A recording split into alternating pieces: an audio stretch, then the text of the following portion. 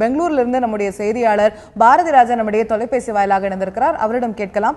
வணக்கம் பாரதி ராஜா. பெங்களூர்ல இருக்கக்கூடிய கீழமை நீதிமன்றத்திற்கு இந்த உச்ச நீதிமன்றத்துடைய ஆர்டர் காப்பி வந்து விட்டதா? அவர்கள் திருமதி சசிகலா உள்ளிட்ட 3 பேரும் இங்க சரணடைய வேண்டும் அப்படிங்கிறதுக்கான சம்மன் ஏதாவது இஷ்யூ பண்ணிருக்காங்களா? அங்க வேற என்ன மாதிரியான நடவடிக்கைகள் பெங்களூர்ல இருக்கக்கூடிய நீதிமன்றத்திலையும் சிறைச்சாலை பகுதியிலையும் அங்க என்ன நடந்துட்டு இருக்கு? ராஜா, பாரதி ராஜா. மிகவும் எதிர்பார்ப்பு ஏற்பட்ட இந்த வழக்கில் தீர்ப்பு வந்த உடனே தீர்ப்பு நகல் உடனடியாக கிடைக்கும், அதாவது சாக்ஸ் மூலமா இந்த நீதிமன்றத்துக்கு கிடைக்கும் என்று எதிர்பார்க்கப்பட்டது.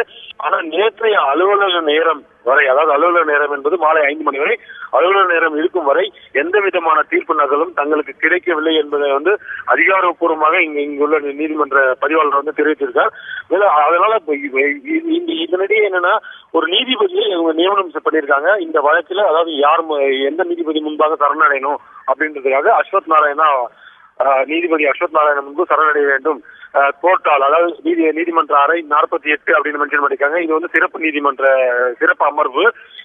இந்த அமர்வு தற்போது பரப்பன அக்ரஹாராக மாற்றப்பட்டது. 48 அறையில எந்த நீதிபதி அமர்வாரோ அந்த அமர்வு அப்படியே பரப்பன அக்ரஹார சிறை எதிரே உள்ள பரப்பன அக்ரஹார நீதிமன்றத்திற்கு மாற்றப்பட்டுள்ளது என்று குறிப்பிடத்தக்கது. சோ இப்ப தற்போதைக்கு சசிகலா உள்ளிட்ட 3 குற்றவாளிகளும் சரணடைவது பரப்பன அக்ரஹார சிறையில் தான். ஆனா இதுவரைக்கும் இந்த கர்நாடகாவில் உள்ள நீதிமன்றத்திற்கு அந்த தீர்ப்பு நகல் என்பதே தகவலாக உள்ளது, அதிகாரப்பூர்வ தகவலாக உள்ளது. இந்த தீர்ப்பு நகலானது இன்று காலை நீதிமன்ற நேரம் துவங்கும், அலுவலக நேரம் துவங்கும், அதாவது 11 மணிக்கு அலுவலகம் துவங்கியவுடன் கைக்கு கிடைக்கும் என்று எதிர்பார்க்கப்படுகிறது. தற்போதைக்கு இதை அடுத்த கட்டமாக இதற்குள்ளாக அவர்கள் சரணடைந்தால் அது எப்படி எடுத்துக்கொள்வது?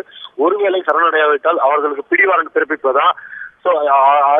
அதற்கு அடுத்த கட்ட நடவடிக்கை என்ன? போலீசாருக்கு கூறி ஒரு நோட்டீஸ் அனுப்பி பிடிவாரண்ட் பிறப்பிப்பது, இல்லை என்றால் இன்னும் சற்று, அதாவது இந்த நகல் கிடைத்ததால் அந்த நகல் கிடைத்தது 24 மணி நேரம் வழங்கப்படுமா என்பது குறித்தெல்லாம் ஆலோசிக்கப்படும்.